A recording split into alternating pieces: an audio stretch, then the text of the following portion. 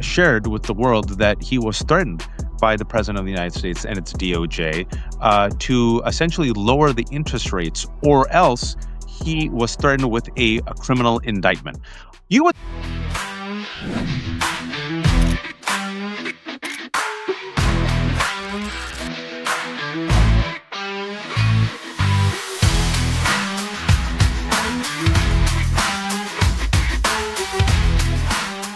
Hey everyone.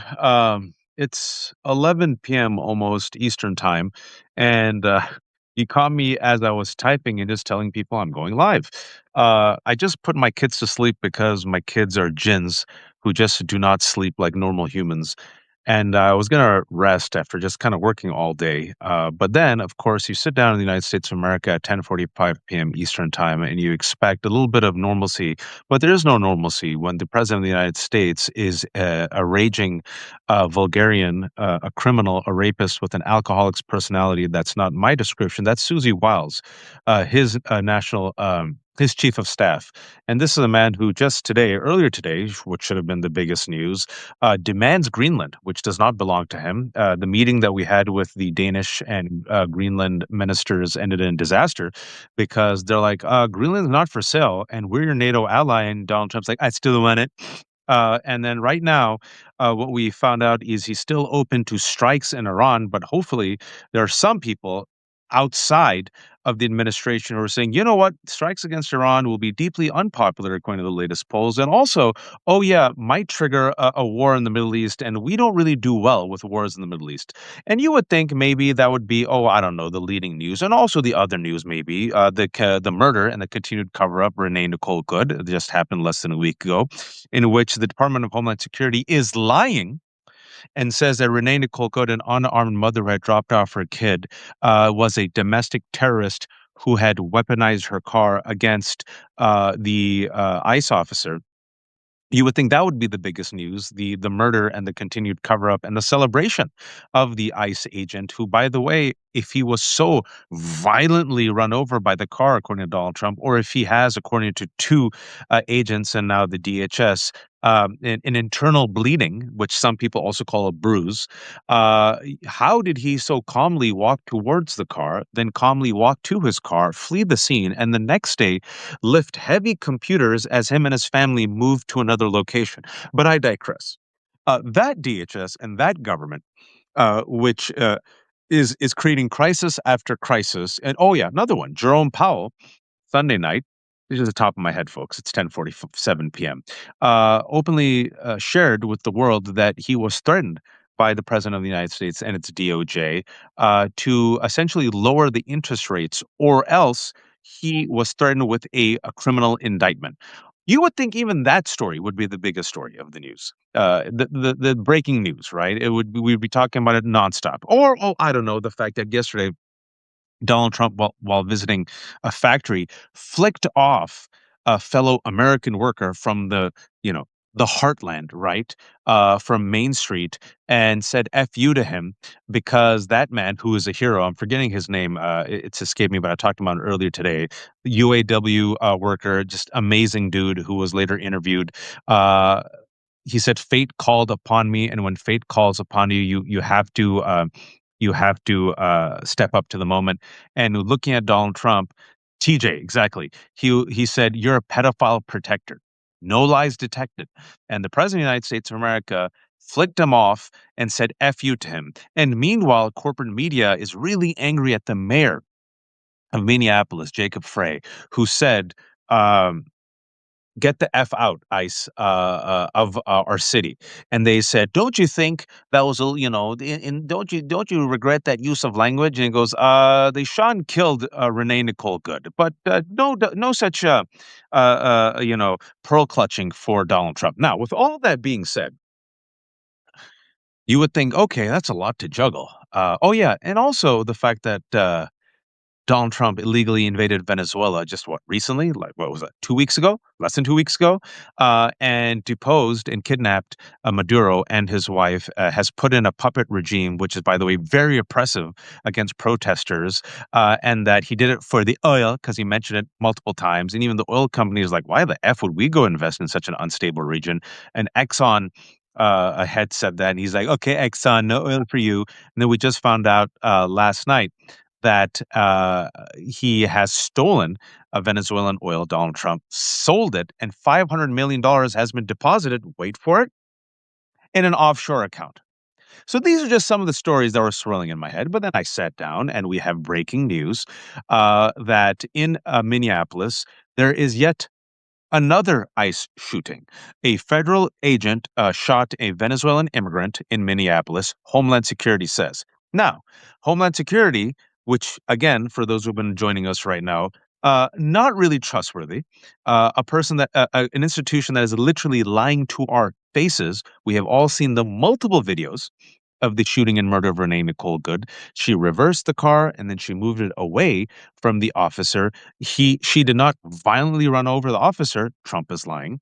Uh, she was not a domestic terrorist. DHS Secretary Kristi Noem is lying.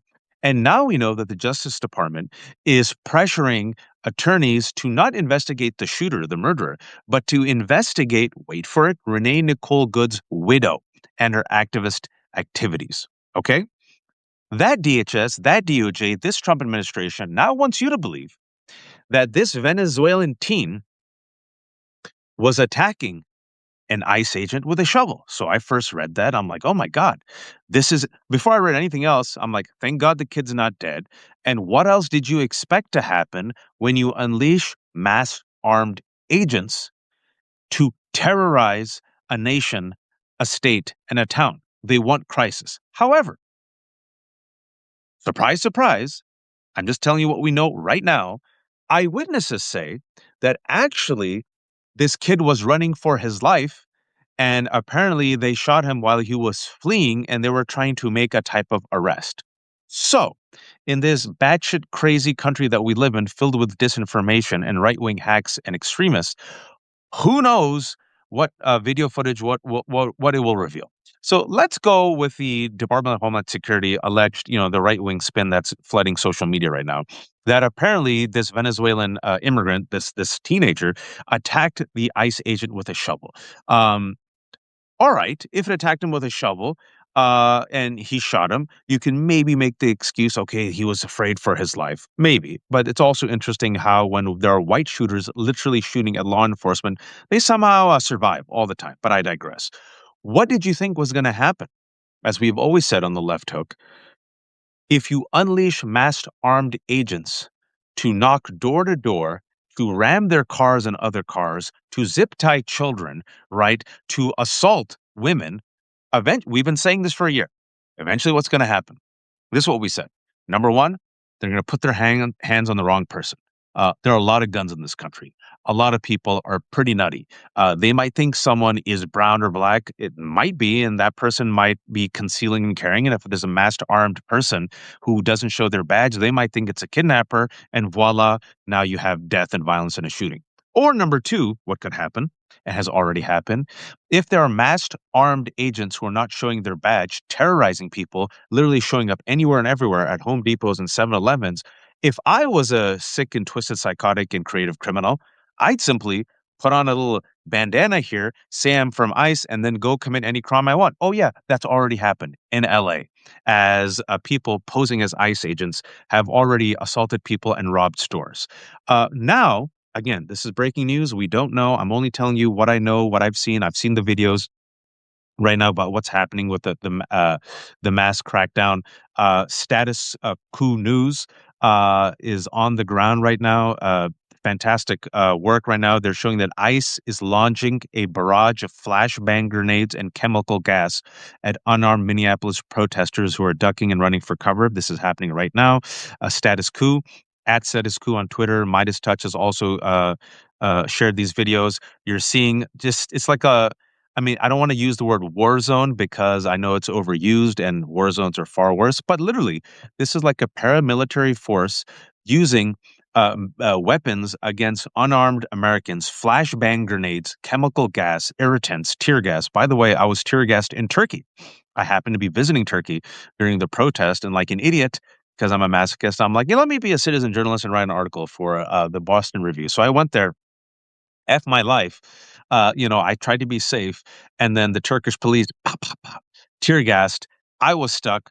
I ran as fast as I could, got the tear gas in my eyes. Folks, if you've never been tear gassed, it ain't fun. I'm just telling you straight up. So they're tear gassing Americans on American streets because a lot of people have come out and are like, "What the hell? You guys shot another person?" And mind you, they have unleashed more troops, like 2,000 more agents, to literally terrorize the streets of Minneapolis. Why, folks? Why? Because they want a war zone. Why, folks? Because they believe that they are at war with the rest of us. And a week and a half ago, it's open, out in the open. ICE is spending millions of dollars to recruit. They call it, quote, wartime recruitment, wartime recruitment to protect the homeland and our heritage. These are white nationalist talking points. If you don't believe me, I've said it before, I'm going to say it again and again and again. These are Nazi talking points. DHS Secretary Christy Noem, the same DHS secretary that says, hey, Renee Nicole Good, she was a domestic terrorist, had to be shot in the face. She stood behind a lectern a couple of days ago with the Nazi slogan, one of ours, all of theirs, which was a Nazi slogan used by Nazis in World War II to justify the murder of every male in a village after a Czech villager killed an SS soldier. That's what they're now sharing. You've seen all the photos, the Norman Rockwell paintings of white men, manifest destiny, the use of the word homeland and heritage, the 13 stars of the Confederate flag around Abraham Lincoln, the post that's still up that talks about deporting more than 50 million people, remigration, which is ethnic cleansing.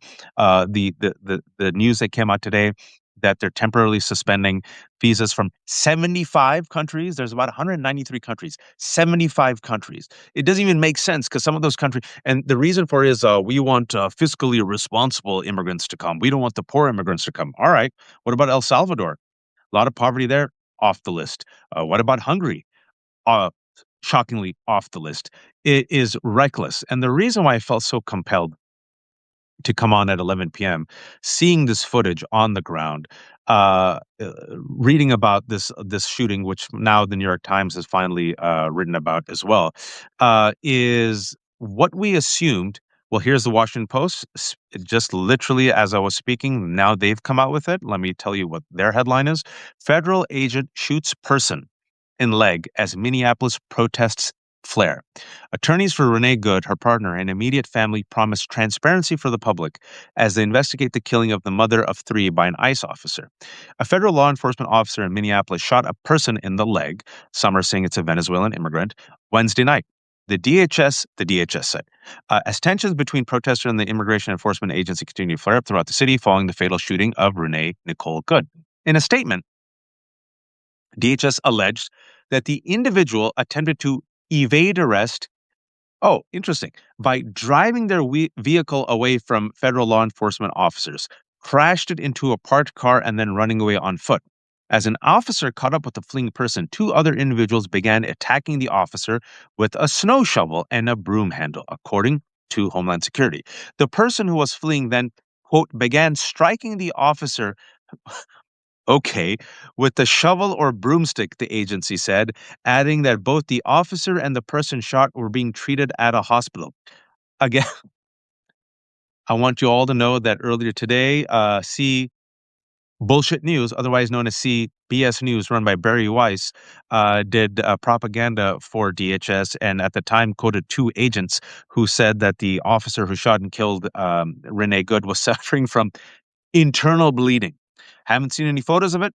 Haven't seen any x-rays. I'll tell you this, folks. If you believe that, I'm the president of Mexico and give me $5,000. And I'll tell you also this. If indeed there was internal bleeding, I guarantee it, there would be photos released.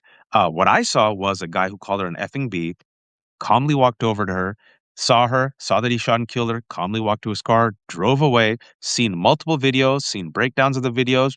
Car never ran over her, never touched him, never ran over him. He was to the side, took out his gun, shot her. This was her car, this was him. Boom, boom, boom. Shoots her three times. That's the only way he can shoot inside the driver window.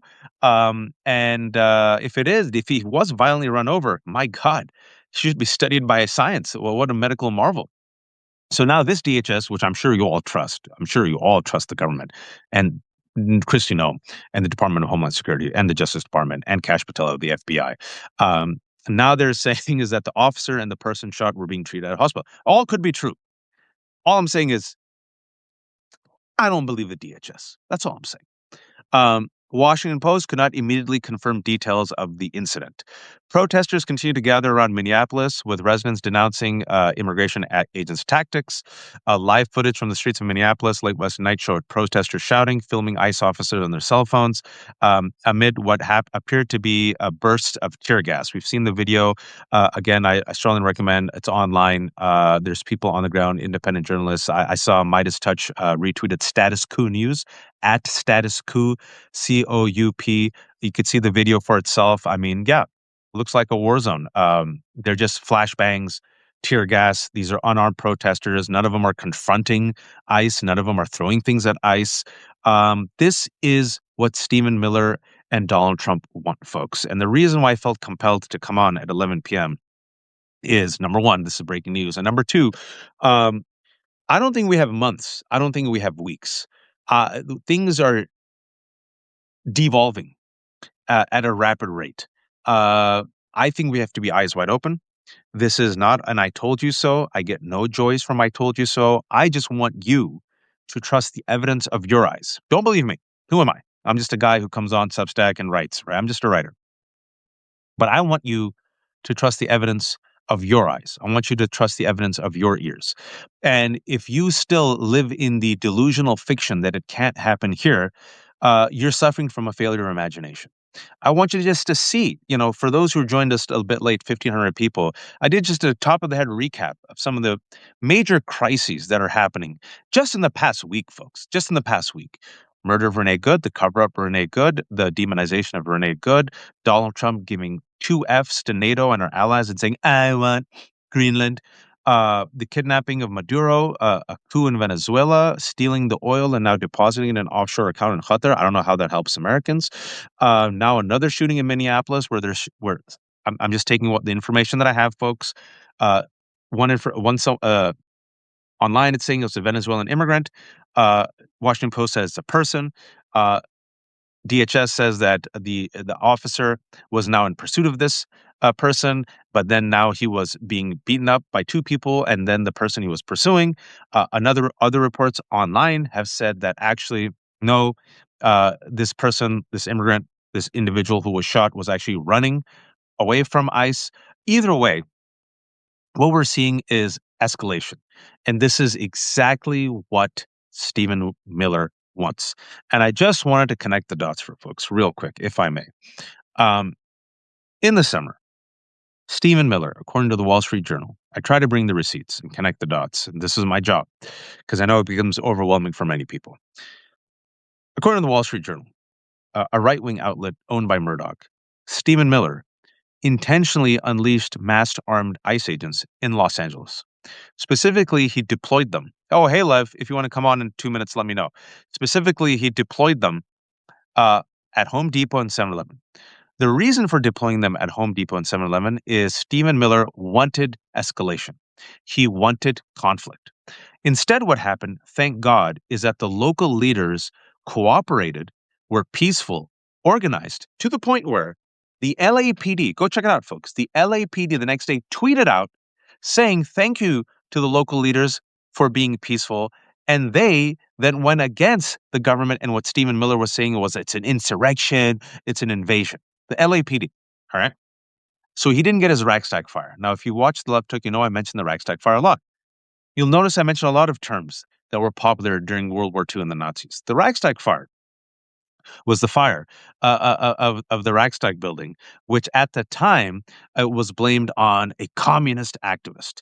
And it was used as a national security emergency in which the Nazi party said, hey, listen, we're under threat. This is a crisis. The Reichstag fire, the building has burned down. Let's crack down. And so Germany voluntarily handed the keys to the kingdom to the Nazi party. What did the Nazi party do? Implemented martial law, made Adolf Hitler a dictator, immediately suspended elections, curtailed liberties, and crushed the opposition. Now, in hindsight, and even at that time, people said that Reichstag fire, I don't know if it was actually a communist activist who did it. I think it was actually the Nazis who did it themselves and blamed a villain to justify martial law. Okay. So Stephen Miller has been looking for his Raksak fire since the summer. He has been using the word invasion to the point where the Supreme Court, in a rare rebuke, said, no, we're not being invaded. You cannot invoke the Alien Enemies Act, which Stephen Miller wanted to invoke. The Alien Enemies Act has only been invoked a few times in U.S. history during wartime. The Supreme Court said, we're not at war. Stephen Miller said, wait for it. Look at the language. We're at war. We're being invaded. What is ICE spending millions of dollars doing right now? Their words, not mine. Wartime recruitment. He said we're being invaded by these immigrants. Rakstag fire didn't work. Supreme Court said, whoa, we've gone a bit too far. Second Rakstag fire, if you all remember, big balls or blue balls that freak Constantine, that 19-year-old Doge member. You remember this in Washington, D.C.? He claims a gang of black and brown thugs assaulted him and carjacked him. Donald Trump came out, he goes, this is what's happening in Washington, D.C. It's a hell, war zone, it's crime. I have to unleash the National Guard. You all remember that in the summer? Unleash the National Guard. They're still here wasting their time, wasting our taxpayer dollars, cleaning up trash. All right? That happened in Washington, D.C., another Reichstag fire. People have organized. He couldn't get the conflict. Then we saw the murder of Charlie Kirk. Before there was any evidence, before there was any proof, because Kash Patel, the head of the FBI, was trying to figure out what to do. And if it wasn't for the family member of Tyler Robinson, we still would not have a suspect because they were lost, deer in headlights. The FBI openly said we got no leads. Kash Patel, meanwhile, was cosplaying, and it just shows you how the FBI has absolutely no faith in them. They leaked this humiliating fact about him that he wouldn't leave the jet until he could find an FBI jacket that had FBI on, but the only jacket that fit him was a medium female FBI agent's jacket. So what happened before we got Tyler Robinson? You all remember. Donald Trump went, told the world it was radical left-wing terrorism. You all remember that? You all remember that? No proof. Then we found out it was Tyler Robinson. Even after we found out it was Tyler Robinson, they kept saying they, them. And we kept saying, who's they and who is them? You mean Tyler Robinson? Oh, no, because Stephen Miller went on TV and said, the last thing that Charlie Kirk told me and made me promise was I was going to go after radical left-wing terrorism. You all notice that?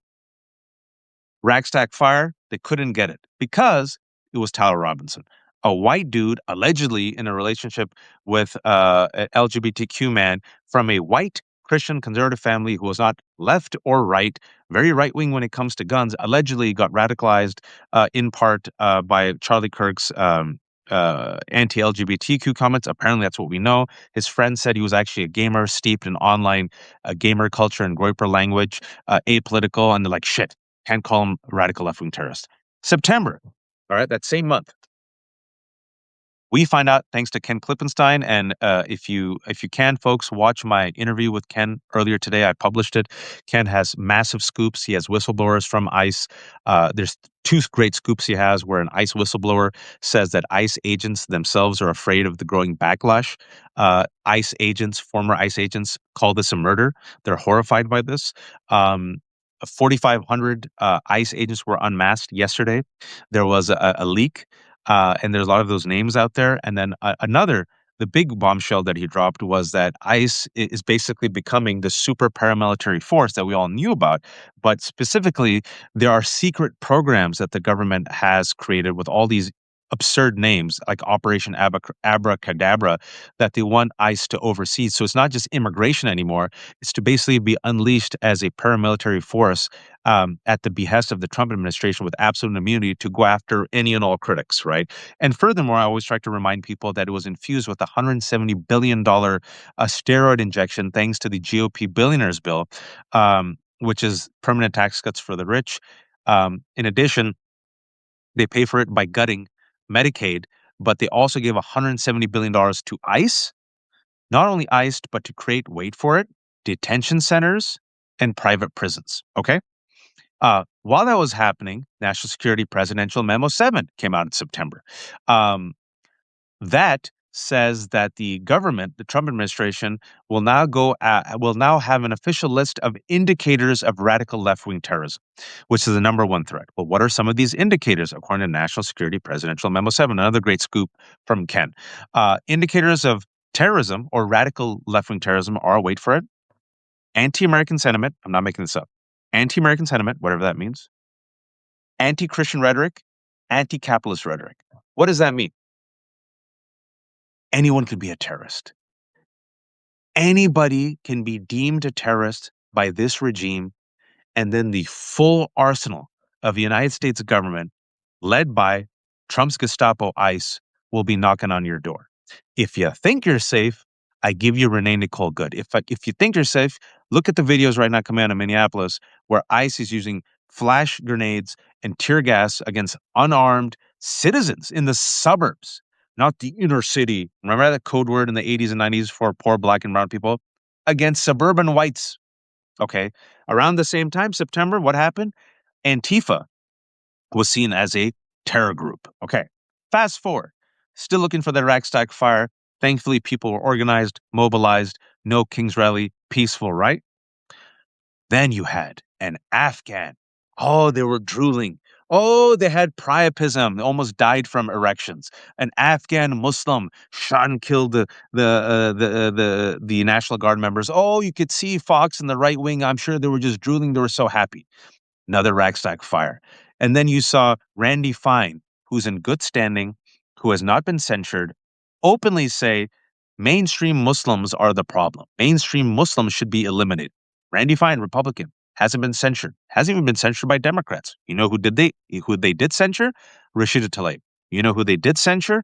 Um, Al Brown, who is a senior citizen who lifted up his cane and yelled at Donald Trump during his bullshit state of the whatever it was in the first couple of months of his presidency, right? That's who Democrats censured, but not Randy Fine, not Tommy Tuberville, right? Who said Islam is a civilizational threat, right? So they were going after Muslims, like, yes, we can finally go after Muslims. And then they found out that this Afghan national was trained by the CIA. Oh no, he was trained and radicalized by the CIA, working for their completely deranged psychotic unit. There's just horror stories falling about the work they did in Afghanistan, and apparently family members and friends said he was in part radicalized by that and his inability to integrate after he was given citizenship by the Trump administration. And so then that died. But if you notice, the next week what happened? Somalis. It was all about Somalis and Somali frauds and everything about the Somalis, and this is the number one fraud. And while this was happening, Donald Trump openly, because these guys are so lazy now. They're arrogant, they're lazy, they're incompetent, they're so corrupt, they can't even bother to lie to us. As they were talking about Somali fraud, which by the way was investigated by the Biden administration DOJ, and the leader of that fraud was a white woman, Amy Bach, I believe is her name, and there are people already jailed, but I digress. As that fraud was being investigated, and MAGA was so angry about that fraud, Donald Trump pardoned fraudsters, George Santos. Donald Trump pardoned this guy by the name of Gentile, Gentile is his last name. I think Robert or David is his first name, where he defrauded thousands of Americans for over $1 billion. He was about to serve 7 years in jail, and Donald Trump's like, okay, I get to pardon you. He pardoned a whole bunch of fraudsters, right? He also pardoned, remember drugs? Drugs were happening at this time. Drugs. And while this was happening and how it's connected to immigration, if you recall, on the left hook, we've talked about keep an eye on Venezuela. This is a bigger deal than it is. Donald Trump is unilaterally murdering Venezuelans, claiming that they are terrorists, and he has the jurisdiction to kill terrorists, but he hasn't shown proof that they're terrorists. And now DHS and DOJ and everyone else is saying is that they're drug smugglers and that we should celebrate drug smugglers and drug traffickers being shot and killed without any due process by the Trump administration, but they never, ever released any video. And then the one video that we do have shows that, wait a second, there are two unarmed men hanging for their life for 41 minutes on the side of the boat. And allegedly, Pete Hegseth, and he bragged about it, gave the kill order. But then he said, oh shit, I think I've admitted to a war crime. It wasn't me, it was the Admiral. Admiral Bradley did it. Oh no, it wasn't Admiral Bradley. Fog of war. Hey, why don't you release the video? What video? What are you talking about? So we still don't have evidence whatsoever about these Venezuelan drug traffickers. Instead, what we know is that whenever there's a survivor, two survivors blown up, one other survivor probably drowned. And when we captured one survivor, what I would have done if I was a Trump administration, we have captured a drug trafficker. I do a huge press conference about it. What do they do? In less than 24 hours, they send him back to this country. Still haven't released any evidence. Over 100 people have been killed, which means the Trump administration has murdered most likely over 100 fishermen without due process. Now, why did they say this? The DOJ and everyone else said this is Donald Trump going after drug traffickers. And this is, I always mention this. Pam Bondi said this when the cameras were on and Donald Trump, like again, what happened yesterday, I think it was today or yesterday, he fell asleep. You all remember that? He again fell asleep today. Pam Bondi was next to him, he fell asleep. And she said, we're going to do to these Antifa and terrorists at home what we did to Venezuelans. And to which I asked, murder them? Anyone who watches the left talk, right? That's the question I've been asking. Murder them. Now I know the answer. Murder them. So now, what's been happening in Venezuela is tied to this war on drugs, the war on immigrants that Stephen Miller has been about, which gives him the justification to unleash ICE against American cities, looking for his ragstack fire. And now, as Lev said, I don't know if he's watching, but Lev said that he got a couple of days ago when he was on, he said his sources are saying that they are chomping at the bit. They want protests. They want riots. They just want any excuse to crack skulls. They're doing, I mean, I hope I'm looking at it right now, folks. Um, I mean, listen, if you look at all the polls, within a week, America's turning on ice. Within a week. Donald Trump, as of today, is negative double digits on immigration. He's negative double digits on economy, in the negative 20s. And now, for the first time, he's negative 25 on foreign policy. I've been following these polls. A couple of weeks ago, he's negative 15 on immigration. He's gone to negative 25. That was his strongest issue. He was negative 15, 14 on foreign policy. That's gone to negative 25. Furthermore, if you look at all the polls, the majority of Americans side with Renee Nicole Good. They don't trust the administration. They're against ICE, and they don't think ICE makes cities safe. Give it one more week. I'm very confident that number will go from 51 to 52% to 60%. Okay. Uh, ICE has already shot one guy in the leg tonight with a bullet. They shot a young student protester point blank in the eye. And now apparently that student has lost the eye. Uh, just tonight, flashbangs and tear gas into a crowd that literally was doing nothing, just had their phones out, and wasn't spitting at them, wasn't shooting at them, just decide, hey, we can do whatever we want. According to JD Vance, we have absolute immunity. Chased a man for whistling, and when they couldn't catch him, assaulted someone standing nearby, pulled a woman who was disabled from her car. You all saw the video. She was saying, hey, man, like, I just need to get to the doctors. What are you doing? They stopped her and then cut her seatbelt and dragged her out, shooting priests in the face with tear gas, shooting unarmed bystanders in the face with tear gas, to the point where the White House took a photo of that and posted it because that's what they're proud of, and sharing open Nazi slogans. And furthermore, this is happening right now. Things are getting worse, worse, worse. Uh, Status Coup News, I'm just quoting them, giving them some credit. 18 minutes ago, a white Minneapolis resident is being interviewed. Quote, "This is nuts. What the F is going on? This is insane. ICE is just trying to scare people. They tell you it's only immigrants. It's effing anybody." A furious Minneapolis resident told ZD Roberts after ICE shot a man in the leg tonight. Watch out, White, watch out. ICE again launches barrage of flashbang grenades and chemical gas at unarmed Minneapolis protesters who duck and run for cover. And then we had Tim Walz today. Just give me a second, folks. I saw this right before I got on. Minnesota Governor Tim Walz 2 hours ago, a direct-to-video breaking news. He delivers an address amid chaotic ICE crackdown. Governor Walz says, quote, I'm going to quote him in full. Just stay with me. What's happening in Minnesota right now defies belief. News reports simply don't do justice to the level of chaos and disruption and trauma the federal government is raining down upon our communities.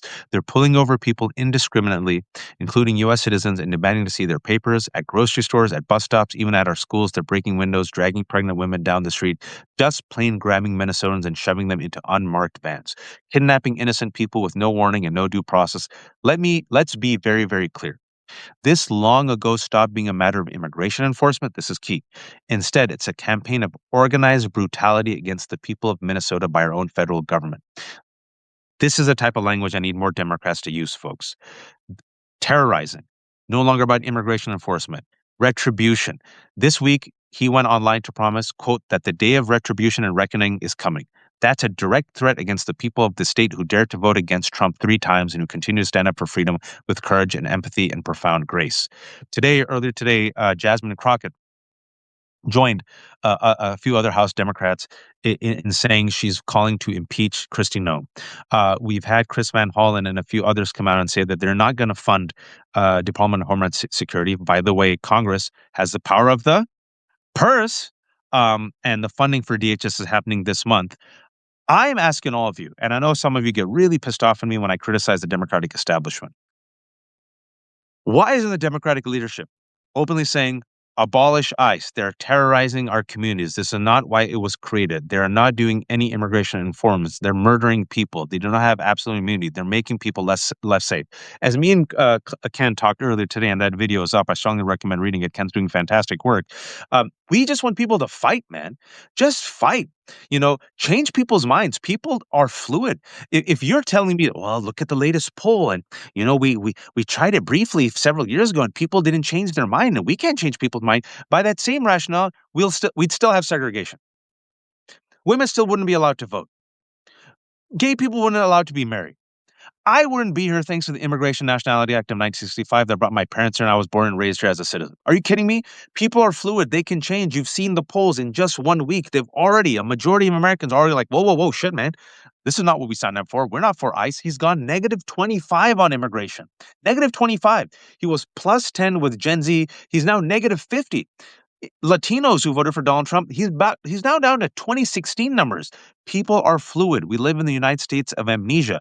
People are susceptible. You have to lead them. They've already tasted the crumbs. Now lead them to the message, lead them to the promised land. You come out and you lead and you say, this is wrong. They're terrorizing our communities. We don't need ICE. ICE is the Gestapo. They shot and murdered Renee Nicole Good. They're covering it up. If it's Renee Nicole Good today, it's your community tomorrow. This has stopped being about immigration enforcement. This is Donald Trump using his own Gestapo to terrorize Americans. Enough is enough. We have the majority on our side. We have the polls on our side, and we're going to do our part to make sure that ICE doesn't kill you and your family next. If I'm wrong, tell me I'm wrong. What am I missing, folks? I'll wait for you. What am I missing? Why doesn't every Democrat abolish ICE, prosecute ICE, investigate ICE? Someone lead. Someone lead. At the very least, impeach Noem. What are you waiting for? She lied. She lied to the American people. Impeach Noem. She's the head of DHS. ICE is within DHS. Impeach Noem. Try your best. Just try. Even if you can't, we know you tried. And then you can blame the Republicans. That's it. And it stays in the news. The more and more you impeaching Kristi Noem. Why? Murder of Renee Good. Play her lie again and again and again. She's a domestic terrorist. She's a domestic terrorist. She's a domestic terrorist. And put the photo of Renee Good right next to Kristi Noem's quote. Put Kristi Noem's standing behind the lectern with the Nazi slogan, and then put an actual quote from a historian talking about how that Nazi quote was used. One of ours, all of yours. One of ours, all of yours. This is easy. I'm not even a politician. I'm giving this advice for free. You just need courage. You just need courage. Is anyone willing to stand for anything? These feckless cowards, man. And so forgive me for my I rarely get upset, but for my passion. I'm not yelling. I'm not swearing. Anyone who accuses me of being an angry brown man, when have you ever seen me angry? I try to be very cool, calm, and collected. I get passionate. Um, but I'm just saying it out like the people are with you, man. You already got 53%. You got 52%. 18% uninsured. You can get 8% of them. Now you got 60. You got 60 to 65%. I guarantee you that number will grow, grow, grow. You message it, people will come along. They're susceptible now. They've been softened. But you can change people's minds. People are susceptible. You give them a better story, they'll take that story. How does this make our community safer? Do you believe your lying eyes, or do you believe Donald Trump? Do you believe Renee Nicole Good and unarmed mothers deserve to be shot in the face? Do you believe she was a domestic terrorist? Do you agree with ICE terrorizing communities? Is this making you safer? Is this making America great again? I don't know, folks. That's just me.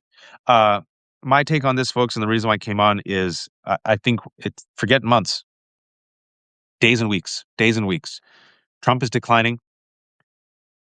There's remoras around him who are using him, flattering him, and taking advantage of him. Stephen Miller is the most powerful unelected man on earth. He's the person who apparently is a de facto head of DOJ and DHS. He's the person who's pretty much behind the scenes doing a lot of this. There's also yes men who are complicit, people who are going to go down with the ship, people like Kristi Noem, people like Kash Patel, people like Pam Bondi. There's multiple cover-ups. There's covering up of the Epstein files. There's the cover-up of Renee Good's murder. There's also the economy, which is about to just nosedive, as you all know. You all feel it. You all see it. You see our allies betraying us, turning away from us. You're going to see tourism to America come down. You're seeing the complete attack on our healthcare infrastructure. Last night, news came out that they're going to gut $2 billion worth of research and grants into mental health. And thankfully, as of now, they have backed off from canceling $2 billion in substance abuse and mental health grants. That was last night. $2 billion in addiction and mental health grants were canceled last night. And because a lot of white Americans, a lot of red states were like, whoa, whoa, whoa, fentanyl. Holy shit, $2 billion? Wait a second. And they're like, okay, this is a bridge too far. So as of an hour ago, we just found out that RFK has backed off of canceling the $2 billion in substance abuse and mental health grants. That was last night. It wasn't in the news because there's 14 other crises.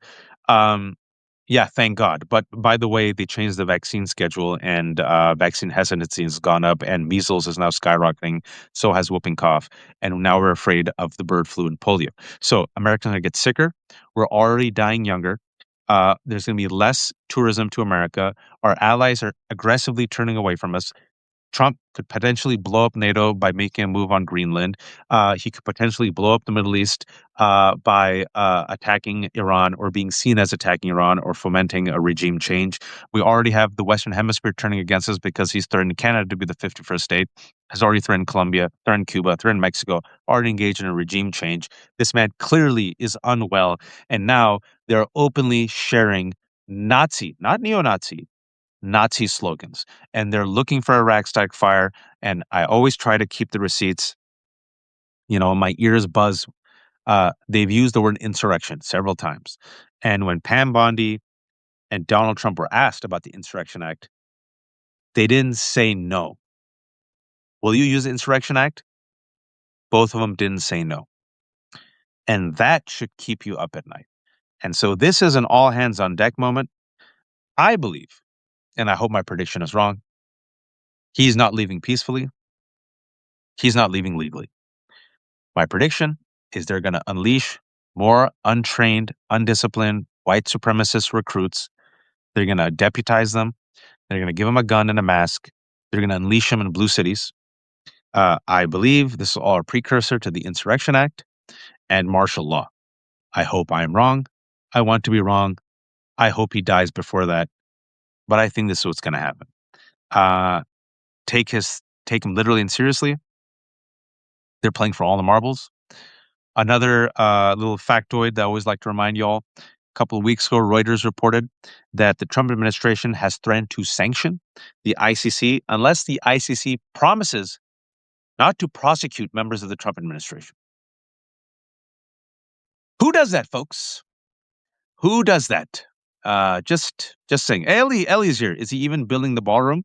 I assume that where he's hiding. He is building the ballroom, Ellie. And folks, just to show you how he's disintegrating, a couple of days ago when he was in that meeting, and it was on camera with the oil tycoons, randomly, he gets up, go check out the video, gets up, goes to the window, looks at his ballroom bunker, mutters something, gets a note from Marco Rubio. The note says, talk to the head of Chevron. He reads the note out loud, then ambles back.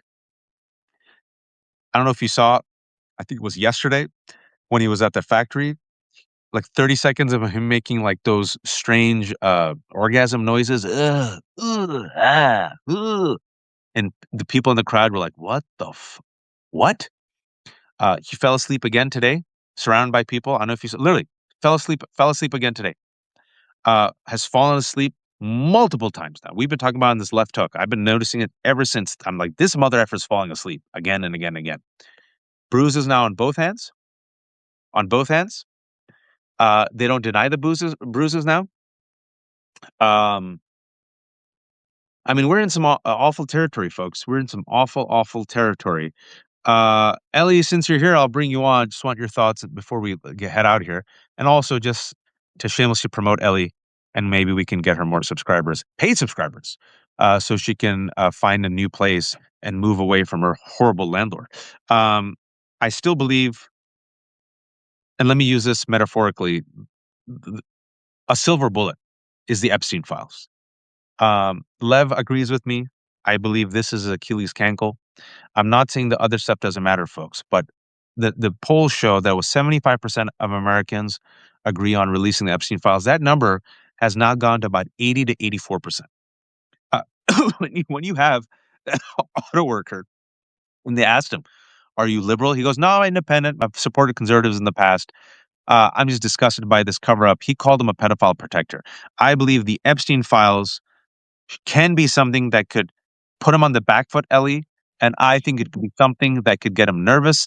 I Yeah. think it could be something that could cause dissension.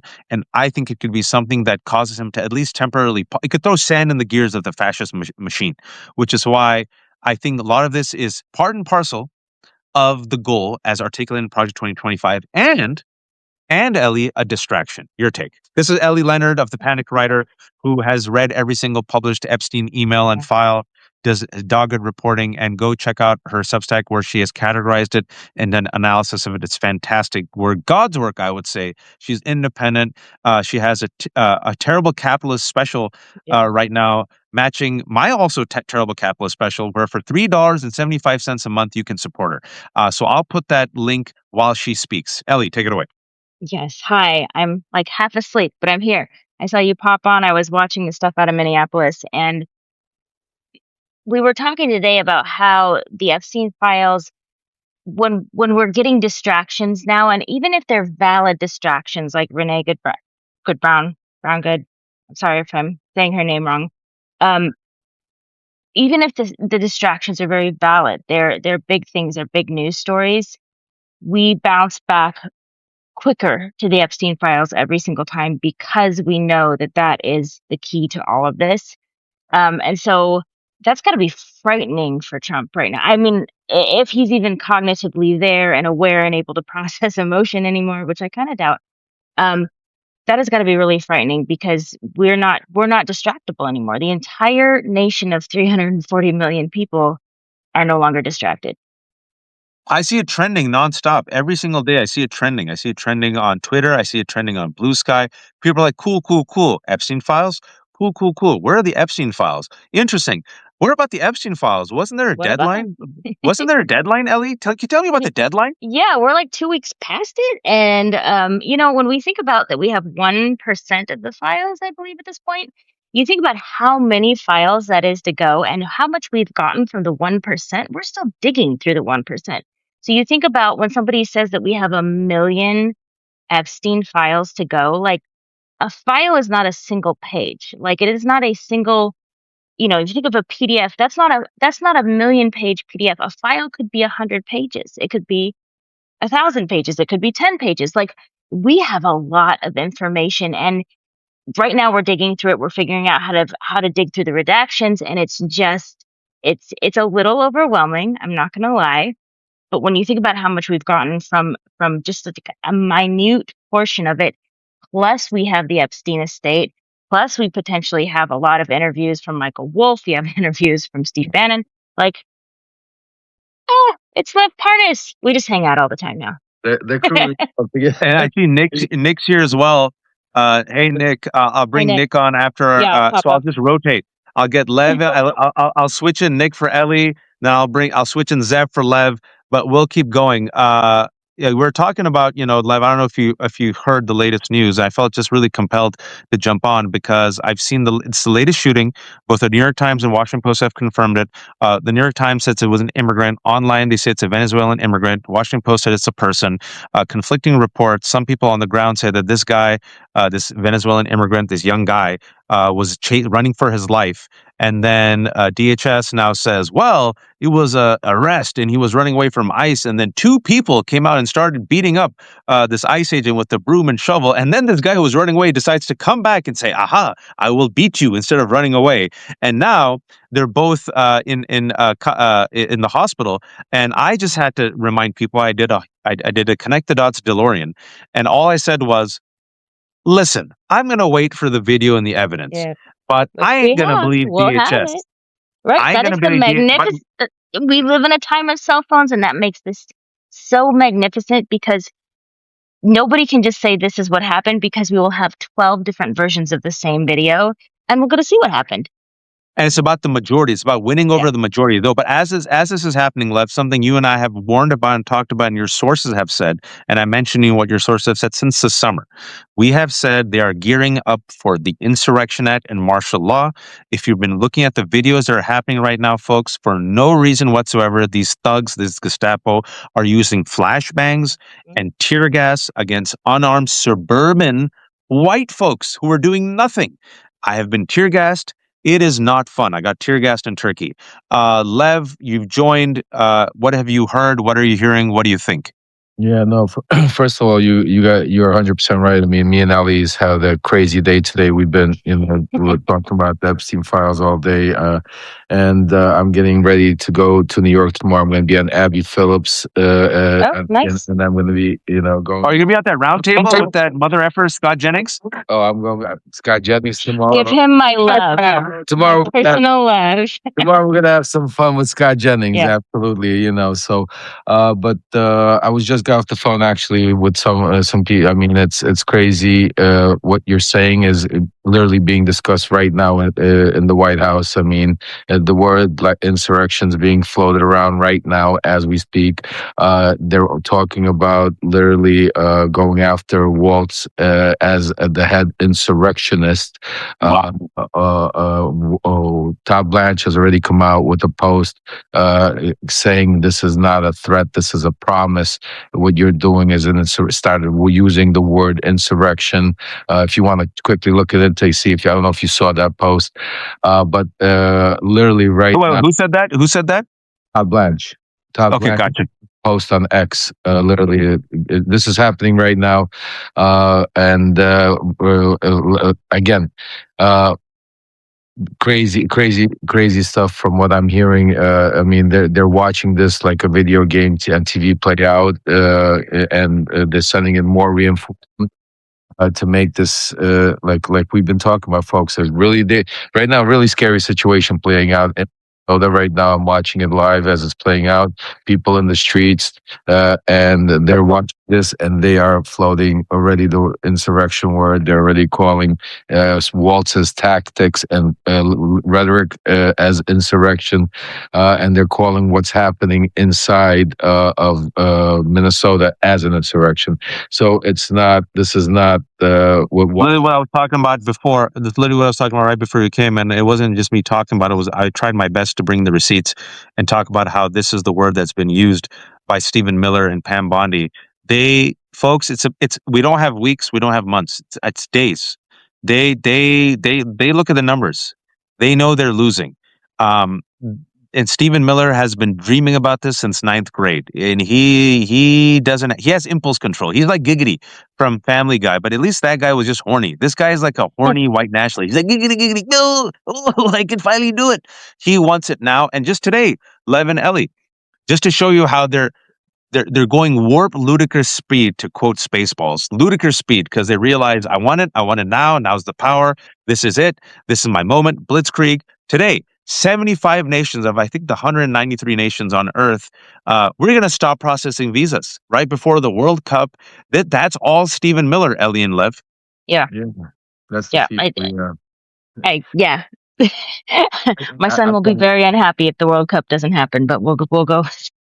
I was gonna say, that's I got so much going in my. That's like the smallest on my talent pool right now. I swear to you, with the future. No, but I'm saying it's part and parcel. Yeah. It's part and parcel of the white nationalist agenda. But you're 100% right. All of this is part of one big thing. At the end of the day, you could take it up. At the end of the line, it's called Project 2025. It's Well, it's called, Stephen Miller. It's called Russell Vaught. It's called, the Federalist Society. This is we've been screaming, yelling at the top of our lungs. I mean, Waj, I see already is can't even sleep, coming out at 11, Mhm. 12 o'clock at night. We're following along with him because, listen, at the end of the day, who could sleep? I mean, you're watching TV and you're sitting here knowing that you got people in the White House that are not trying to unify a country. They're not using words of unification, peace. Instead, you got the second man in command, Attorney General Todd Blanche, literally already coming out using the insurrection word. You got Stephen Miller inside the White House right now. They're watching this like a reality show, talk about insurrection and when and if it's going to be employed. So yeah, it's a very very scary time. That's why we say the Yeah, one we don't have is time, and that's why we have to act every day. We have to take it as that day, because in this war, because Donald Trump, Stephen Miller, that whole crew, they're looking for an excuse, folks, and that's why like I said, it's a dangerous time we're living in right Let me read this quote by Todd Blanche. Todd Blanche is Deputy Attorney General, Donald Trump's personal attorney, who went and talked to Ghislaine Maxwell, yes, he and then did. after 2 days, magically in less than a week, Ghislaine Maxwell got a transfer not given to any other person with her status as a child predator, and where she now has a service dog and gets high-profile visitors and gets yoga lessons in Club Fed in Texas. Todd Blanche, 2 hours ago, is saying the following. ICE operates in thousands of counties without incident. Bullshit. Men and women doing their jobs protecting us from criminal aliens. Bullshit. Minnesota insurrection there you is go. a direct result of a failed governor and a terrible mayor encouraging violence against law enforcement. It's disgusting. Waltz and fray. I'm focused on stopping you from your, wait, terrorism by whatever means necessary. This is not a threat, it's a promise. What more do you all need to see? Trust the evidence of your eyes and ears. Every allegation, every accusation is a confession. It's all projection. They want any excuse to unleash the Insurrection Act, and then it's going to be martial law. And we already have heard about Donald Trump Yeah, trying to see if he can control voting. He wants to end mail-in voting, right? He still promotes the lie. They look at the polls. They see that they're losing the special election after special election. They realize there's going to be accountability. They're playing for all the marbles. They're not going to leave mhm, peacefully. That's why I'm awake, because I see what's right. happening right now, Lev and Ellie, and I'm afraid this is going to escalate. And by the time I wake up tomorrow, we're going to have, Mhm. you know, Yeah, That, chaos. that's yeah. that's what that's I what I'm worried about right now. Also, I was just gonna say, I've said for a long time now, when Trump hopped on the news and said, "Oh, they think I don't want, I'm not going to run in, or I'm not going. There's not going to be an election, or I'm not going to, I'll run for a third term." That probably won't happen. That's semantics. He doesn't plan for there to be an election to run or not run for. Like that's his ultimate goal, and I don't think he's waiting for the 2028. He's planning Oh for the no, 2026, right? Like this is his goal. He knows he's screwed if we go through with the 2026 election. He's screwed. And so I don't think he's planning on having it. I'm positive that that is his goal. yeah, he's not. This is, and anyone who says 2 years. Someone said 2 years. I think it was Ken. I was talking to Ken. He said 2 years. I'm like, bro, we don't have 2 years. And as Yeah. of tonight, I hope I'm wrong. I want nothing more to be wrong, folks. If I'm wrong, wonderful. I'll come on. I will eat halal crow. I don't have crow, so I'll eat like liver and kidney, which I find is tasty, but I'll eat it for you. And I'll say, look, I'm wrong. And then you guys say, Wad, you were wrong. I'm like, I was wrong. You're like, ha ha, Fine. you're wrong. I'm like, yep, yep, ha ha, I'm wrong. Whipped cream on my face. Yep. Um, egg on my face too. Throw a pie in my face also. Have fun, because I don't mind being humiliated and being wrong on this, because that means our communities are safe and secure and not under threat by the Gestapo. But I don't think we have months, Lev. I don't think we have months anymore. no, we definitely. Mhm. That's why I say, we don't have time to get the No Kings rallies. We have no time to get ready for elections. We need to act now, every day. And like, I'll give you a great example. Today, you have Democrats. I think Crockett came in and they put out impeachment against what's her name? No. See, no. Now, right now, I'm going to just say to you folks, each and every one of us, everybody right now, the whole country, we want this to stop. We need to get on our phones and we got to get three Republicans to agree with that and start filing these impeachments. That stops it right away. I mean, that stops it right away, folks. I mean, with Christine Ohm is a psychopath. She is literally lost it. I think too many of these shots that she's been taking has gone to her brain. And this is, I mean, she has no emotion. I mean, this is a woman, Yeah. and, you know, we talk about. Lev, don't blame the Botox. What did Botox ever do to you? you know, you know, I, to each his own, wise, to each his own. But I'm just thinking, like, listen, Maybe it's just her. Like the Botox doesn't make everyone evil. By the way, I've never had Yeah, no, Botox, I was so gonna I'm just do you having know? fun. You could see. Look, my wife is saying I need look at some that. right. Look at that. Good Yeah, facial that's right. expression. I have I was aged gonna look horrifically. for it. But let me ask you this, Ellie and Sure. Lev, because I said this earlier tonight. I feel very strongly about this. Mhm. And I said this like, even right before you all came on. Why is it? And good for Jasmine Crockett. I publicly thanked her on Blue Sky. What does that mean? Nothing. But I try to, I think people should be rewarded for doing good stuff. Mhm.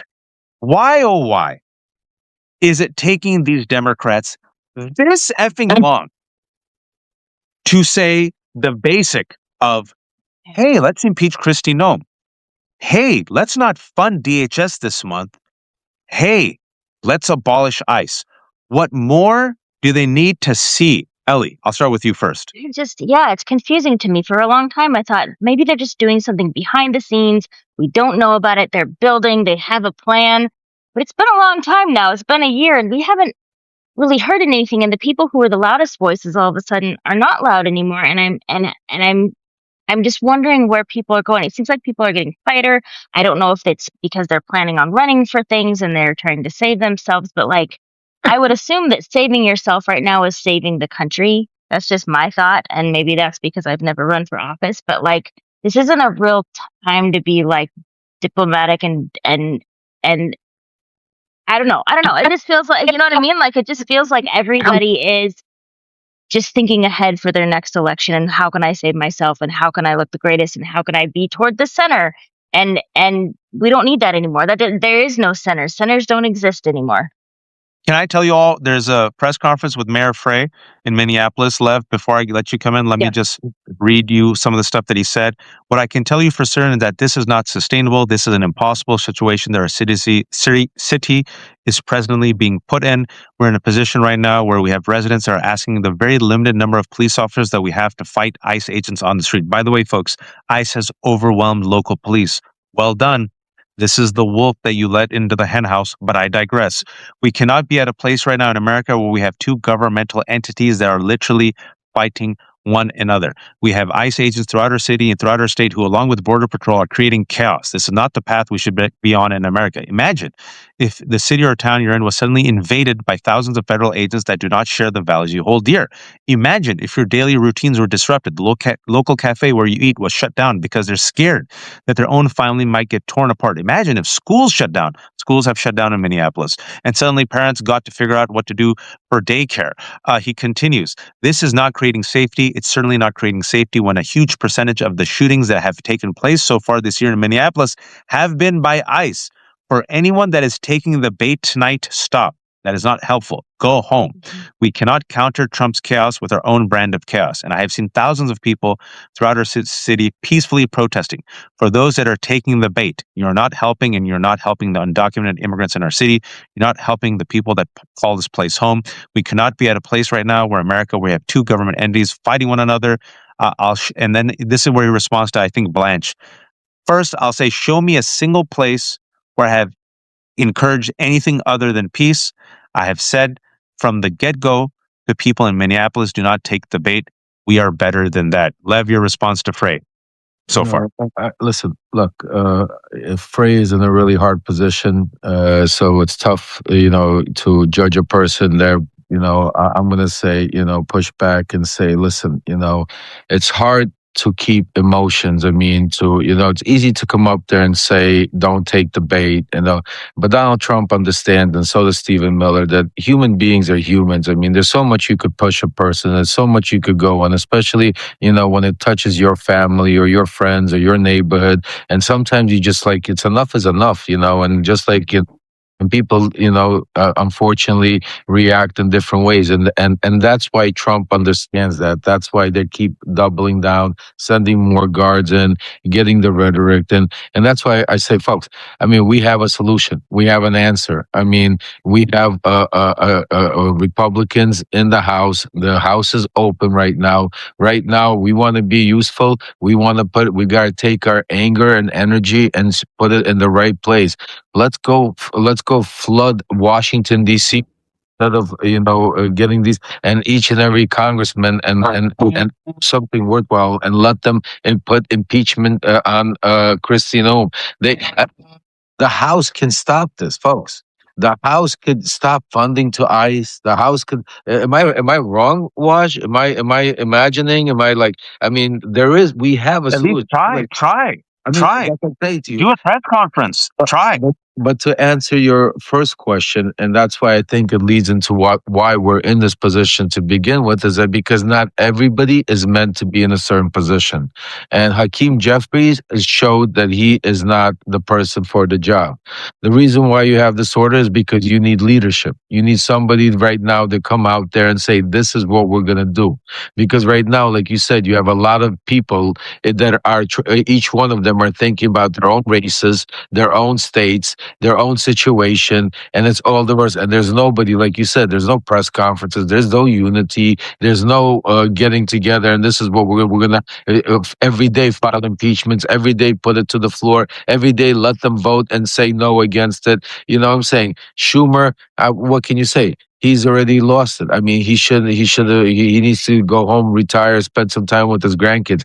We need some fresh blood. We need some people to come in there and to take the bull by the horn and fight them at their own game. You know what I'm saying to you? And I'm not saying we have to do something illegal because that a lot of the stuff they do illegal, but we have to be loud. We have to be aggressive when we have to be. We can't be on the defense. We can't sit just like think about what's happening right now. The mayor is actually, if you read that post, he's worried. Mayor Absolutely. Frey right now is worried that they could come arrest him by because the words he is now, and just think about the crazy world we're living in right now, folks, for 1 second. That I mean, the mayor of Minnesota has to worry, and the governor of Minnesota have to worry about they're protecting their city because right now the president of the United States with his inner circle are planning how they could arrest him, how I they won't be can surprised. with and take over. Just think about it. Regime change in Minnesota. This is the sick part, folks. They're thinking about how they could do regime change in their own country. I mean, forget And, about Venezuela. I mean, I'm and sorry, this but is what happens in authoritarian regimes. And Ellie, I know you got to go. I'll bring Yeah. Nick in, and we'll end in Yeah. 10 minutes. But I want to bring read that, you the final. bring Zeb up if you want. Also, if he's Oh, here. yeah, okay. Let me read these two things that he said because the Fry conference, I don't know if it's ended, but this was just recently, about 8 minutes ago. He said, I've seen conduct, excuse me, this, we need our officers responding to the basic day-to-day 9/11 calls. We don't have the capacity to deal with that and all of this conduct that we're seeing from ICE on a daily basis. Today and yesterday, I was out on a major couple commercial corridors in our city. People are scared. I've seen conduct from ICE that is disgusting and intolerable. If it were your city, it would be unacceptable there too. ICE can leave and this massive deployment can come to an end. We have filed litigation to hopefully make it so. In the same time, I'm deeply concerned we don't have that kind of time. Ellie, final words to you for the evening. They don't have time. I mean, they were just doing this on the streets of Minneapolis. They were just fighting for their city. They were just fighting against the police. They were just fighting for their own citizens. And it must feel like they were just there.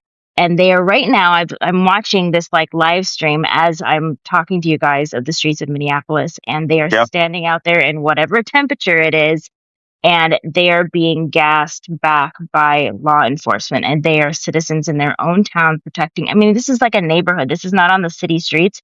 It's like a neighborhood with houses, and they are Suburbs. yeah, it's just little neighborhoods, and they're protecting their own citizens, and nobody is being violent. Nobody is being, there are no weapons amongst the citizens, but they are being tear gassed and they're being flashbang and they're being Here's a pushed back right now. quote. Here's a quote. It looks like Call of Duty outside. It's effing crazy. Get ICE out Yep. of the city. Minneapolis city resident after ICE shot a man in the leg and unleashed onslaught of grenades and chemical gas on unarmed protesters. Mhm. And I'm quoting Status Quo News. Yeah. Yep. That's who I'm watching actually. They're on the ground. They're doing great Yep. work. Status Yeah. COUP. Ellie, shamelessly promote yourself to people. You're a mother of. You have even more kids than me. I have 800 kids. You have 900 kids. Yeah. Yeah. Shamelessly promote, and actually, Lev wins. Lev has 1,200 kids. You have Yeah. I've 900. I have heard. I heard. 800. We could start an Uh, army.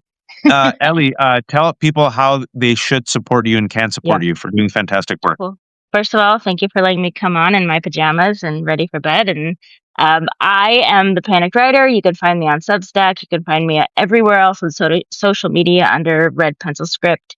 And yeah, we don't sleep a lot. We just do this. We just do this, folks. Please go to the Yeah. Panic Writer, subscribe. If you don't have the money, become a free subscriber. If you do have money, she has a special on right now. It's $3.75 a month, and I'm Yeah. assuming you're doing the same special I am, 25% off. So that must Yep. mean it's only $37 a year. Yep. Sounds about right. So, folks, please join and subscribe. Thank you, Ellie. I'm going to bring on Thank Nick you. All right. See you later, for guys. 10 minutes. Nick's been waiting. Nick also does fantastic work. Yeah, you guys got to support Nick Paro. Hold on one second. One second. Let me bring Nick on real quick, Lev. If you can, give me 5 seconds. All right. I want Nick's thoughts on this. And Nick is a veteran. And we're seeing veterans come out in the streets of Minneapolis. We're seeing people say, this is not what we fought for. This is not what we bled for. You guys are traitors. And it's encouraging, I think, to see veterans come out. We need a full frontal court press. Veterans, white moms, suburban moms, Democrats, elected officials. If I was Fry, Keith Ellison, I would come out every day and do a press conference, Lev and Nick. I would do every day. I would do a counter narrative. I would come out every day and come up with. I'd have a survivor. I'd have a white mom. I'd have a veteran who all were witnesses to it. I put them in front of the camera and I would tell them to tell ICE to back the F off. That's what I would do, Nick. It's all about optics. It's the narrative. Yes, absolutely. And we can either lose the optics. Wash, thanks for inviting me on, Lev. It's good to see you. We can either lose the narrative that they're going to claim it's an insurrection, and that's going to be the end of it, and everything continues downhill from there, or we continue to fight back, like Zev and I did the other night when we talked about the disinformation around Renee's death. And the video tampering, and we get out ahead of the regime and we fucking flood the zone on our side. Sorry for swearing. But we flood the zone on our side. We have to get rid of this timidness, that we have on the Democratic side, because Chuck Schumer needs to push up his glasses a little bit higher, and tighten his belt, because he either needs to get out of the way, or do something. And I've got it in my head now because, Lev, you were talking about it the other day, but also because it's the right thing to. No, it was. I don't know if it was you who was talking about it, but anyway, we need to break quorum in Congress. We need to push out as many Republicans specifically, but also feckless, weak Democrats who aren't doing anything right now. Because if quorum breaks in Congress, we have to hold special elections.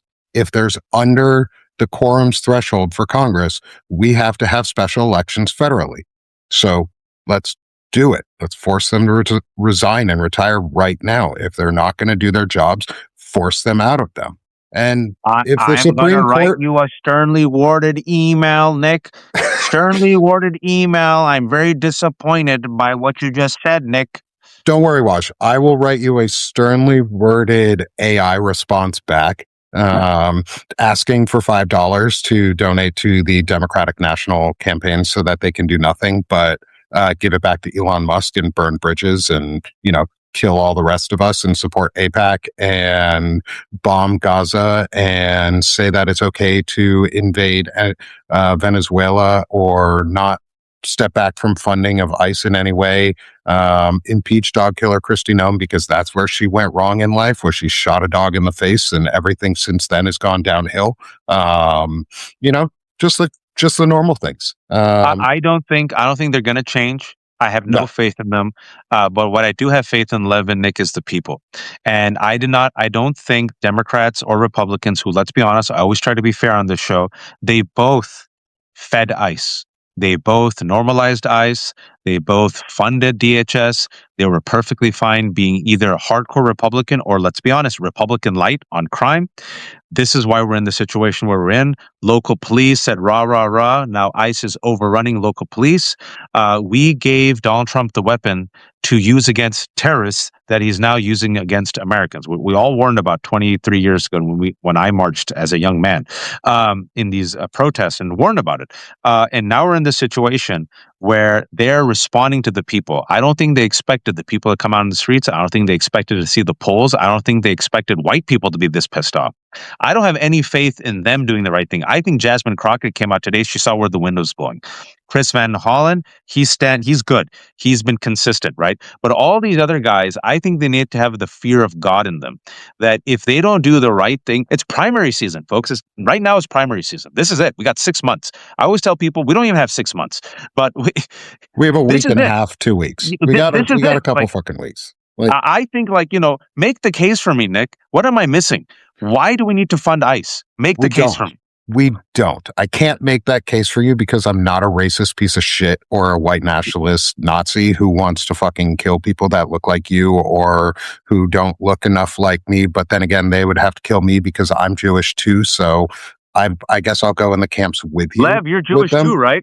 Oh yeah, all of us are enemies. Yeah, we're all enemies here. My thing is, heck yeah, we're the minority of America that's kicking ass right now. And what I say to everyone in, say, Minnesota or anywhere around the country right now is, if you have the money tomorrow, go out and buy a body cam, a dash cam, and a digital backup system that automates backups from either one of those two devices or your That's phone, smart. so that you can auto record everything that ever happens and start setting up Ice Watch and Ice Patrols safely in your neighborhoods and around you. Get whistles, get blowhorns, get foghorns, get all of the things, and go out, get safety vests, big yellow safety vests, go out in banana costumes and frog suits. Make it so that you are making fun of them, but That's do right. it in a safe way. De-escalate the situations at all times, but go out with a buddy, go out with video cameras, go out with body cameras, go out with dash cams. Do it. Follow them. Do not let what happened to Renee Nicole Good frighten you. Make it embolden you. Embolden you to do more. Go out and be louder right now than you ever have been. If you remind me of something which I think is a great point. In addition to all the fantastic advice you gave about body cams and the backups, because these people are now deleting information. I don't trust them.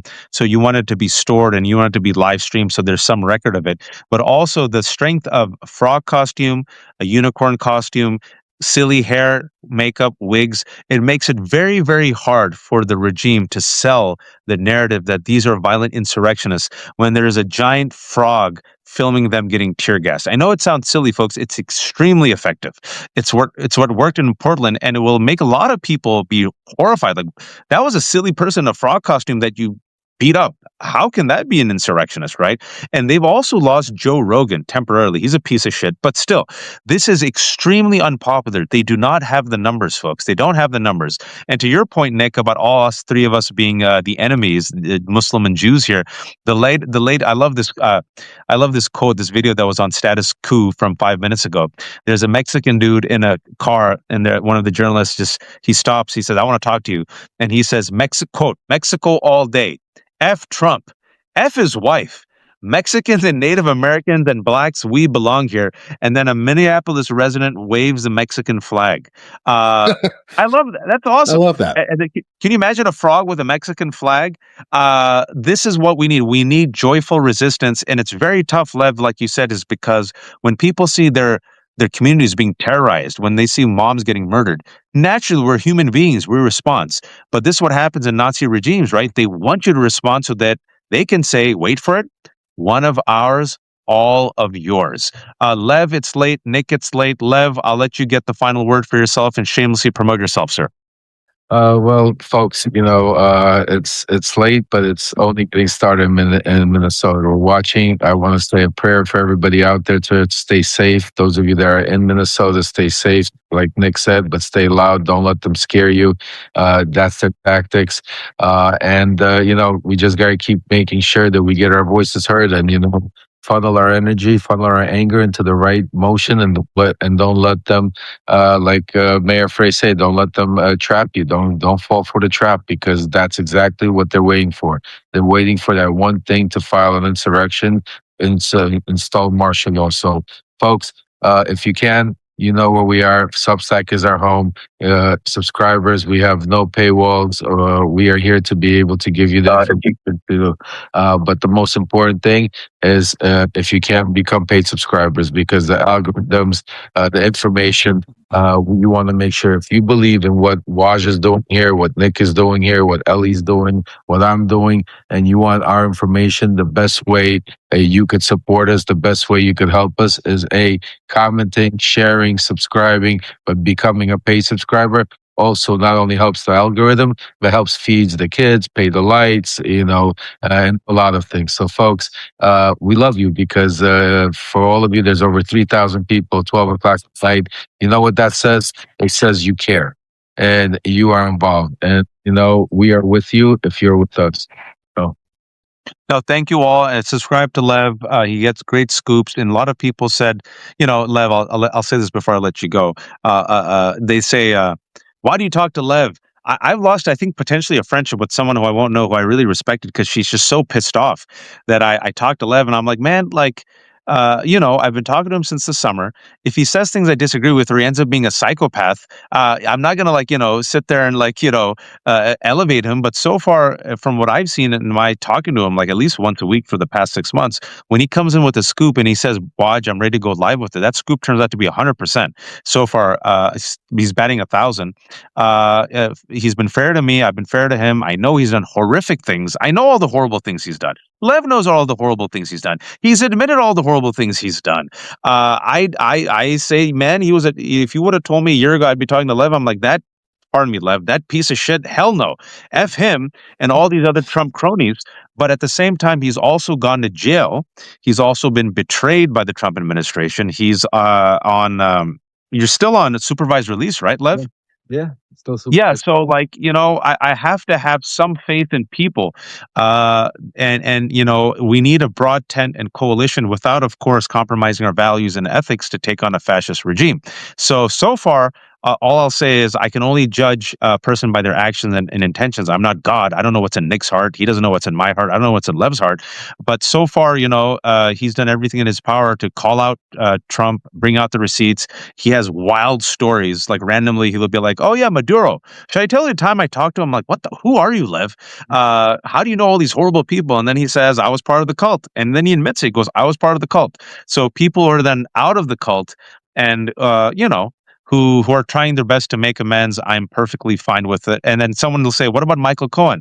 Even with Michael Cohen, I gave him some grace, but I'll tell you, with the Epstein files, I always felt and now more and more, I'm like, I don't like it, which is why you don't see me sitting there giving him the benefit of the doubt. So there you go, folks. And I didn't like how he lunged on Zev for asking him a simple question after I left, and the way he's been evasive about this doesn't sit well with me. So I think he has questions to answer.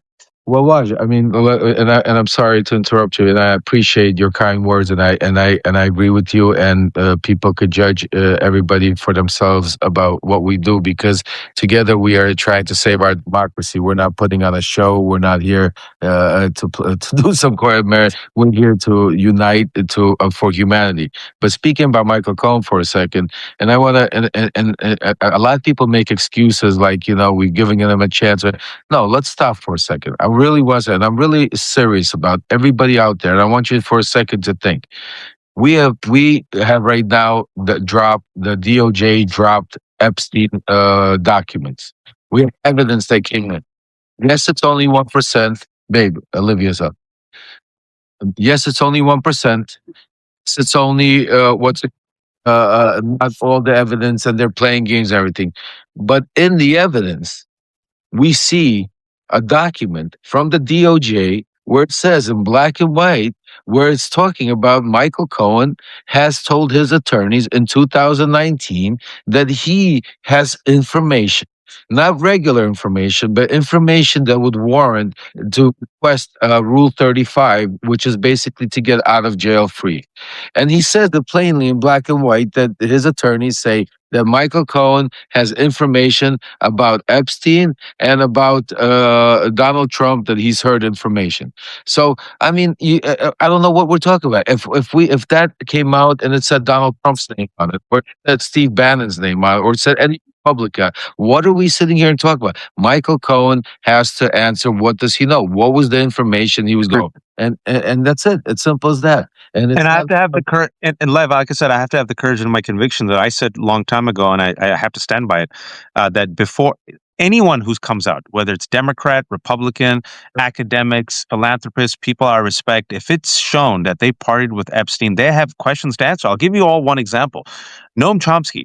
I've been in correspondence with Noam Chomsky. I interviewed him at UC Berkeley.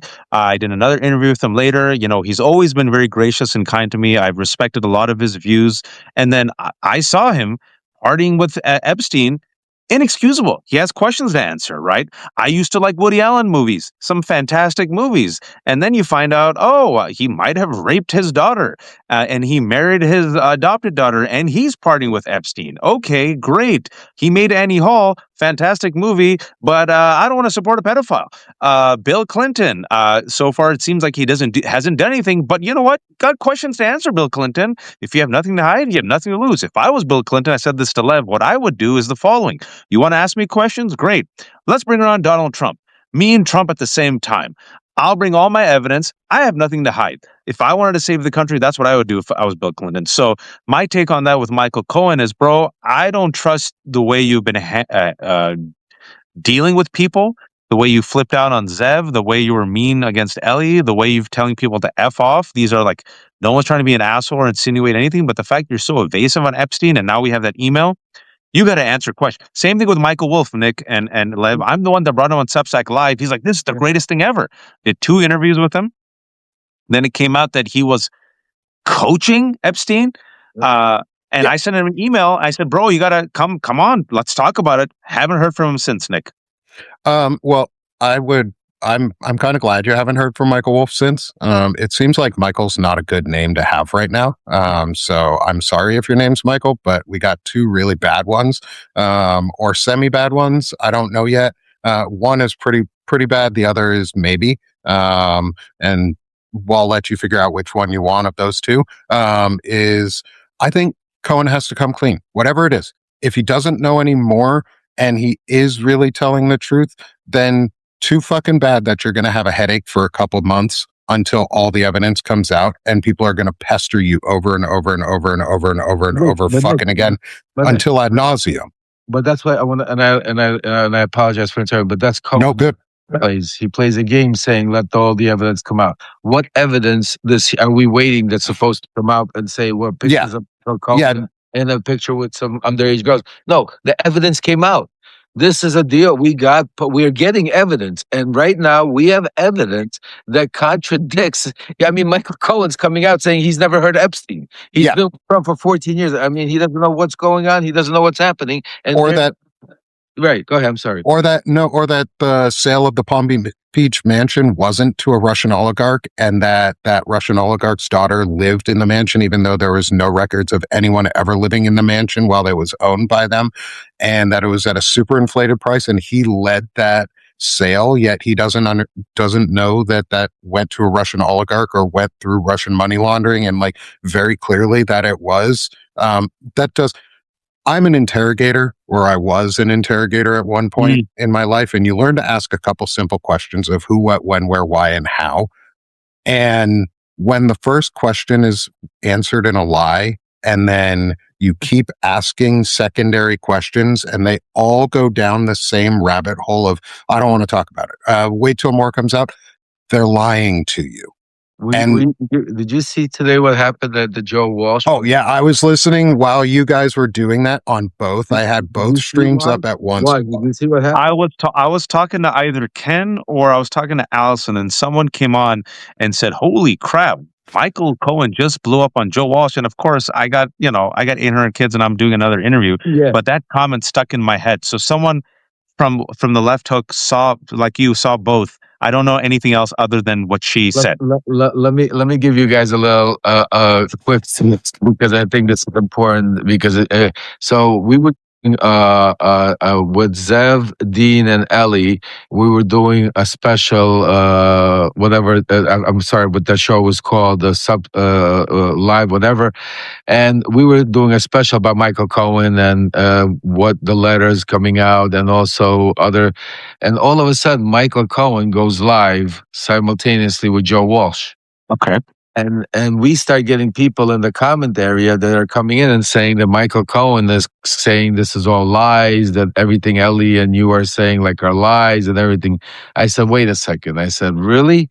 I said, I'm going to go and join their talk. I said, let's have it out right now. I said, let's, you know me, Waj. I said, you want to confront, let's confront. So I went on their feed. And when I showed up, everybody's like, hey, Lev is here. Lev wants to come up. And Michael Cohen's like, well, we're not going to bring Lev up. And Joe Walsh goes, well, wait a second. Let's bring Lev up. And Michael Cohen, well, me and Lev are friends. We're going to talk off record. And I'm texting, no, we're not friends. You're a liar. Bring me up. And he's like, Joe Walsh is like, but Lev is texting. He wants to come up and he's calling you a liar. And Michael Cohen, well, Joe, I was never in Prague. You know, I was never in Prague. Joe's like, what? It was like a moment where where he's like, what are you talking about? What Prague? Like he goes, I mean, it was just. I feel bad for Joe because Joe, a lot of people came out earlier today and tagged Joe when it was known that he was going to go on a show with Michael. I tagged Joe and Michael and posted it on from what Ellie had revealed with the email.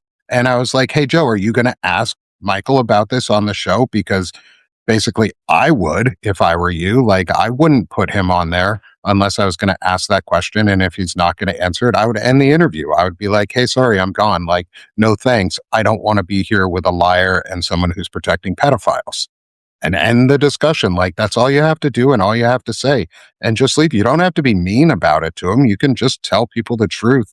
The truth hurts. If you're a pedophile protector, that's your problem, not mine. Like, and also bad. This is, I've seen enough. He's hiding something. He is. My spidey sense doesn't like it. I don't like the way he's treated other people. You can disagree with folks. We disagree with folks. It's fine. But the way he's snapped, this is like a trigger for him. Clearly, he's hiding something. And when you're hiding something when it comes to the Epstein files, that means you are hiding something that concerns pedophilia and the trafficking and rape of girls. And I believe that especially what we know now with the active cover-up of the Epstein files, all the powerful players and institutions, you're if you will, you have a very, very thin, short, small leash. I think when it comes to the Epstein files, you better like have a really good excuse and real quick. Otherwise, it's like, bro, I'm sorry. I've seen enough. Can't talk the way to women that Michael does. And it keeps triggering him. Like, so there's something there. What is that something? If he has nothing to hide, I've always said this about the Epstein files. If you have nothing to hide, you have nothing to lose. You come out and say, man, I was invited to a conference. I had no idea this friggin' pedophile was there. There were all these rich people. I said what I had to say and I left, right? Some people probably got stuck like that. Or, hey, I got invited. Someone said there's this guy Epstein. I was on a plane. I didn't know. I went there. It was an island. There were a lot of young girls. I never came back. Whatever it is, like you say something. No. I'm not even going to let him go. No, I'm not even going to allow him to get that because he was with him for 14. Let me remind you. I'm not saying him, Lev. I'm just saying other people. If there's other people caught up in that, I'm okay. I'll give sure, the truth will set you free. Yeah. And tell you, even him, I don't have. You want to come tell us the truth and go what? I'm not. I don't have a personal beef with you right here on TV because I want you to come tell the truth. I want the survivors to get their justice. I want to get Donald Trump out of office, and then we could, discuss our offline whatever you want to discuss and go over whatever you want to go over. If I even want to talk to you after that, because the number. Listen, at the end of the day, right now, his actions, I always look at people and I always say the same thing, and I live by a certain motto.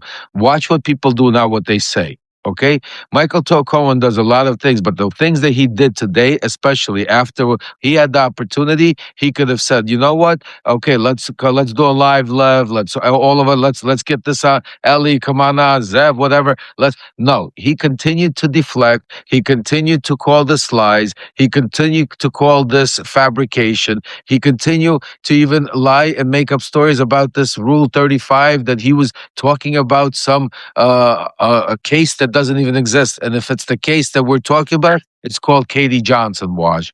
So you know what I'm saying to you. So he has a lot to discuss, and the fact that right now we already have the evidence, and there's still people that are protecting and are like calling out and say, "Oh, like we should all unite right now to save our democracy." Really? So you're telling me we should allow? So then, why are you out there and saying release the Epstein files if you want to cover it up to save democracy? I mean, it's I don't understand. And especially as we've said before, folks, the Epstein files. I know Lev agrees with me on this. I believe Nick might as well. If not, Nick, please correct me. I don't want to put words in your mouth. I've said I that do. the biggest club that we have right now, among the many clubs, there are many fires, many crises. We can walk and chew gum and juggle many balls at the same time, folks. As for those who are joining us late, the nearly 3,400 people, for those who joined us, we're going to have this up on all our Substacks. The first 30 minutes was me doing a DeLorean timeline about Stephen Miller and this Trump administration specifically trying to create a ragtag fire with their attack on immigrants that got us to the moment where ICE is now unleashed and now has shot a second person in Minneapolis. Then we talked about the Minneapolis response where flashbangs and tear gas are being deployed against innocent communities. Mayor Fry's press conference, how Todd Blanche is threatening Mayor Fry and also now Governor Walz. Then we brought on Ellie and Lev and Nick have come on. We talked about the Epstein files. And specifically, I still believe, Nick, the Epstein files are the biggest club that we have. It's over 80% of Americans, independents, Republicans, and Democrats. It's the only thing Americans agree on this insane, self-destructive, divided country, that we want the release of the Epstein files. And this is the biggest club that we have to swing against Trump. Yes. Over and over and over again, every single day, we talk about it. I talk about it on Sick of This Shit publications. I talk about it on Banner and Backbone. I talk with Ellie Leonard about it. I talk with Zev Shalev about it. I talk with Lev about it. Like, we talk about it a lot. We talk about the Epstein files. We talk about the survivors. We talk about the victims. We talk about wanting to make sure that when stories come out, that they're vetted and well understood. So if there are untruthful stories that come out, we can push against them. And if there are truthful stories that come out, we can ensure that those get the correct light of day that they deserve, because it's for the survivors and it's not for us. Like, Michael, if you know anything, and anybody else, if anybody else knows anything, like Lev and Wash have both said, the truth will set you free. Come say it. Just put it out there. Put it out there, and people will.